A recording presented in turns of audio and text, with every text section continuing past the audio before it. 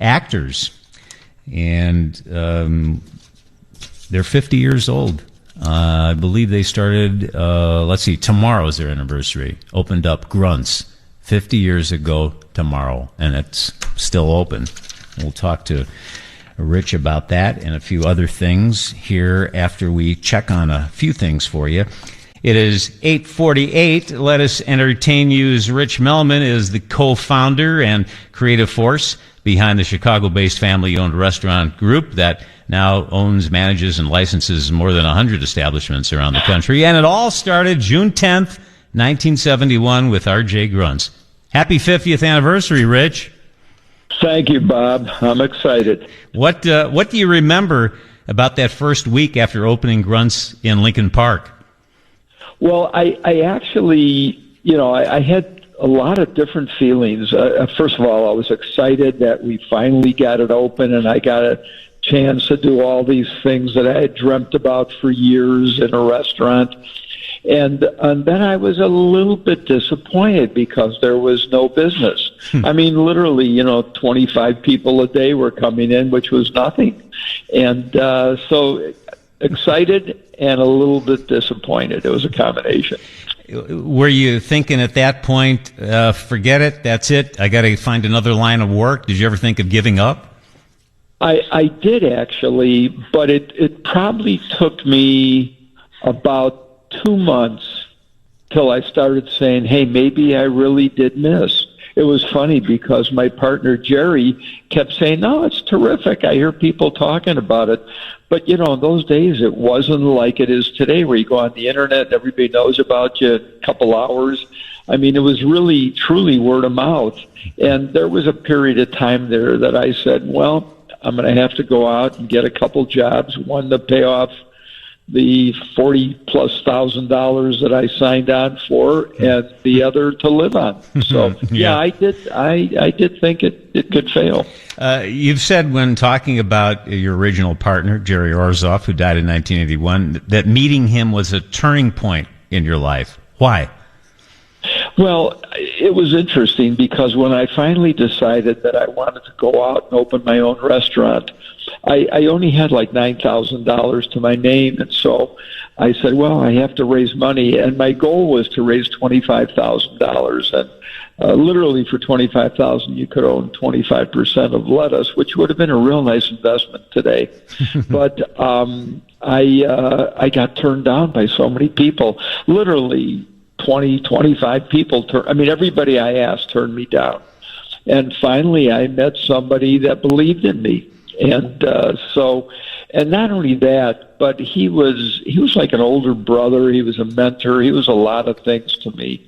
And he just helped me greatly as a businessman and grow as an individual. So he was invaluable. Without him being there, I don't think things would have turned out the same way. You're known as someone who spots food trends before anyone else. How do you do that? What's your secret? Well, I don't know that, I spot food trends. I pay attention. I listen real well. I watch what people are doing. I'm always thinking about different things. People want a healthy lifestyle. And so, give it to them. Give them choices. Give them something healthy to eat if they don't want to have a steak that night. So I think it's paying attention. I read a lot. I prepare a lot for what I do. And it's not all that hard to figure out. Well, you figured out people wanted healthy, organic food and a salad bar, which didn't exist before Grunts. So, and that was back in '71. One of the things people admire about Rich Melman is, over the years, he's been very helpful to people who want to start their own restaurants. Even some folks who have left Let Us Entertain You, Rich has helped them. Have your partners ever said, Richard, we don't really need any more competition. Please stop helping so many people? Well, I think it's in our DNA. I think we're a caring organization, and I think enough of the young people that come up in the organization want to stay with us. And I know how I felt when I wanted to go out on my own, and that's the reason I do it. It feels right, and I've developed some amazing relationships with people that have gone out and done their own restaurants. I'm still friendly with a lot of them. There's a number of them that are coming in for the anniversary tomorrow. I feel okay about it. I think there's enough for everyone. How would you describe your management style and your philosophy of business? Well, I like to think that I'm nurturing. We're a developmental organization. If young people love the restaurant business and they want to learn about being a restaurant entrepreneur, I think we're the perfect organization to be working with.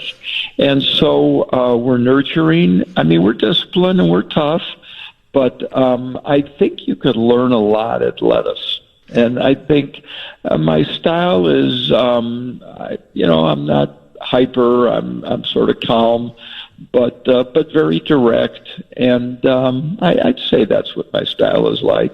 I know during the pandemic you urged everyone not to look back, just concentrate on the future. But how hard was that for you this past year?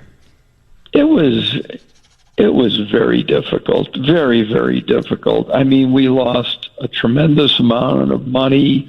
It was hard on our people. It was hard on ourselves. Managers, partners were taking big reductions in salaries and no bonuses and so forth. But believe it or not, through the whole thing, I did a lot of writing during that time. I had a lot of time at home, so it was easy to find the time to write.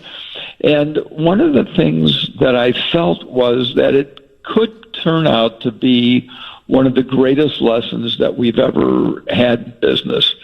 And as an example of that, my kids called me one afternoon and they said, "Dad, you have cable in your office. How often do you use it?" And I said, "I don't know, maybe once a year or so." And they said, "Do you realize it costs $200 a month for your cable?" I said, "Hey, if you want to get rid of it, do it. There's a savings of $2,400. And they came up with they and the partners came up with hundreds of things that we just had overlooked. And so, I often think that businesses should go on diets at times. Mm-hmm. You just have to be disciplined, and it's hard losing weight, and it's hard losing, business weight. But I think it's necessary, and I think everybody in the organization realizes it should be a way of life. We should run things like there is a depression or a recession, and I think we'll be healthier for it. Yeah, good lesson. Tough, but good. You mentioned the kids. Your children are running things now, although you're still very active in the company. What do you hope that they learned from you? Well, I think I have a specific way of thinking about how I go about things, how I do creative things, how I deal with people. And I think they've spent so much time with me that they've taken the best of what I have and what I know, and they've supplemented with they're just smarter than I am. They're more worldly. They're more technologically advanced. Mm-hmm. And so I think they've taken some of the old world stuff that I've learned and they've combined it with what they know, and I think it's a great combination. Let us entertain you, 50 years old tomorrow. In the interest of full disclosure, I need to point out I got involved with Lettuce back in the 70s in a very small way. Very small, obviously, because I'm still working full-time here.